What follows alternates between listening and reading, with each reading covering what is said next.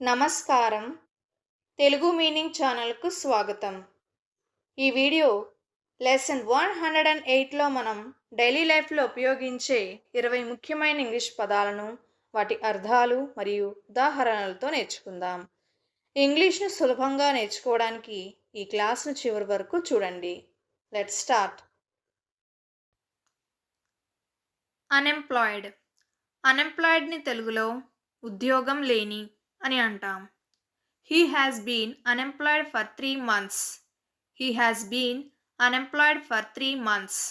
అతను 3 నెలలుగా ఉద్యోగం లేకుండా ఉన్నాడు. Many people became unemployed during the crisis. Many people became unemployed during the crisis. సంక్షోభ సమయంలో చాలా మంది ఉద్యోగం లేకుండా అయ్యారు. అండర్మైన్. అండర్మైన్ని తెలుగులో దెబ్బతీయడం లేదా బలహీనపరచడం అని అంటాం. Don't undermine his confidence. Don't undermine his confidence. అతని ఆత్మవిశ్వాసాన్ని దెబ్బతీయకండి. Rumours can undermine trust. Rumours can undermine trust. పుకార్లు నమ్మకాన్ని బలహీనపరచవచ్చు. అన్ఎక్స్పెక్టెడ్. అన్ఎక్స్పెక్టెడ్ని తెలుగులో అనుకోని లేదా ఊహించని అని అంటాం. We got an unexpected guest today. We got an unexpected guest today. ఈరోజు మనకు అనుకోని అతిథి వచ్చాడు. The results were completely unexpected. The results were completely unexpected. ఫలితాలు పూర్తిగా ఊహించని విధంగా వచ్చాయి.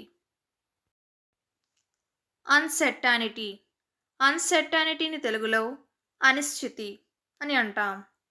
There is uncertainty in plans. There is uncertainty in plans. ప్రణాళికల్లో అనిశ్చితి ఉంది. Uncertainty makes people worried. Uncertainty makes people worried. అనిశ్చితి మనుషులను ఆందోళనకు గురి చేస్తుంది. అన్కాన్షియస్. అన్కాన్షియస్ని తెలుగులో అవగాహన లేకుండా లేదా అపస్మారక స్థితి అని అంటాం. హి ఫెల్ అన్కాన్షియస్. హి ఫెల్ అన్కాన్షియస్. అతను అపస్మారక స్థితిలో పడ్డాడు. She was unconscious for 2 hours. She was unconscious for 2 hours. ఆమె 2 గంటలు అపస్మారకంగా ఉంది. Anything else. ఎనీథింగ్ ఎల్స్ని తెలుగులో ఇంకేమైనా అని అంటాం. Do you want anything else. Do you want anything else. నీకు ఇంకేమైనా కావాలా. Anything else to say. Anything else to say. చెప్పడానికి ఇంకేమైనా ఉందా. ట్యూషన్. ట్యూషన్ని తెలుగులో ట్యూషన్ అని అంటాం. I go for tuition every day. I go for tuition every day. నేను ప్రతిరోజు ట్యూషన్కి వెళ్తాను. Tuition fees are high. Tuition fees are high. Tuition ఫీజులు ఎక్కువ. అంకుల్. అంకుల్ని తెలుగులో మామ లేదా బాబాయ్ అని అంటాం. My uncle is visiting today. My uncle is visiting today. నా బాబాయ్ ఇవాళ వస్తున్నారు. అంకుల్ బాట్ మీ స్వీట్స్. అంకుల్ బాట్ మీ స్వీట్స్. మామ నాకు మిఠాయిలు కొనిచ్చాడు. ట్యూబ్. ట్యూబ్ని తెలుగులో నాళిక లేదా గొట్టం అని అంటాం. The tube is leaking. The tube is leaking. గొట్టం లీక్ అవుతోంది. Use a new toothpaste tube. Use a new toothpaste tube. కొత్త టూత్పేస్ట్ గొట్టం వాడు. ట్యూన్. ట్యూన్ని తెలుగులో స్వరము లేదా సంగీతం అని అంటాం. I like this tune. I like this tune. నాకు ఈ స్వరం నచ్చింది. She hummed a sweet tune.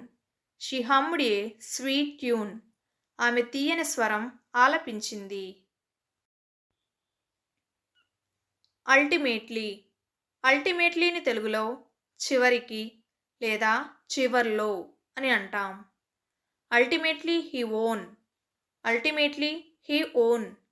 చివరికి అతను గెలిచాడు. We will succeed ultimately. We will succeed ultimately. చివరికి మనం విజయం సాధిస్తాం. ట్రియో. ట్రియోని తెలుగులో ముగ్గురు అని అంటాం. They performed as a trio. They performed as a trio. వారు ముగ్గురుగా ప్రదర్శించారు. The trio won the match. The trio won the match. ముగ్గురు మ్యాచ్ గెలిచారు. సునామీ. సునామీని తెలుగులో సునామీ అని అంటాం. The tsunami caused damage. The tsunami caused damage. Tsunami భారీ నష్టం కలిగించింది. Tsunami warnings were issued. Tsunami warnings were issued. Tsunami హెచ్చరికలు జారీ చేశారు. ట్రాపికల్. ట్రాపికల్ని తెలుగులో ఉష్ణమండల అని అంటాం. India has a tropical climate. India has a tropical climate. భారతదేశానికి ఉష్ణమండల వాతావరణం ఉంది. Tropical fruits are tasty. Tropical fruits are tasty. ఉష్ణమండల పండ్లు రుచిగా ఉంటాయి. Tribunal.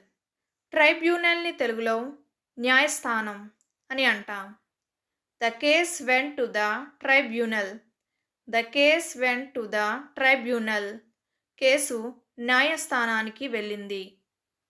The tribunal made a discussion. The tribunal made a discussion. న్యాయస్థానం నిర్ణయం తీసుకుంది. ట్రికీ. ట్రికీని తెలుగులో కష్టమైన లేదా మోసపూరితమైన అని అంటాం. This question is tricky. This question is tricky. ఈ ప్రశ్న కష్టంగా ఉంది. Tricky situations need patience. Tricky situations need patience. కష్ట పరిస్థితుల్లో ఓర్పు అవసరం.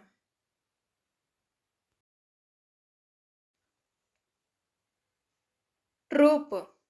ట్రూప్ని తెలుగులో సైనిక బృందం అని అంటాం. The troops moved forward.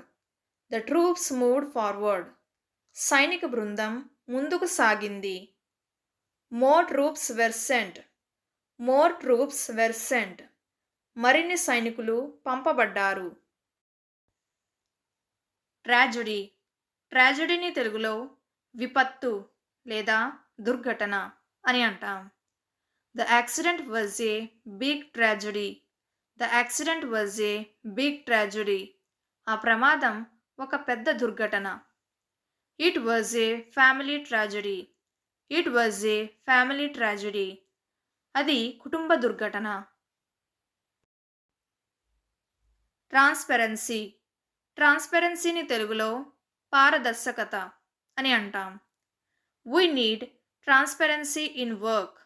We need transparency in work. పనిలో పారదర్శకత అవసరం. Transparency builds trust.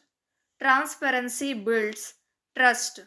పారదర్శకత నమ్మకాన్ని పెంచుతుంది.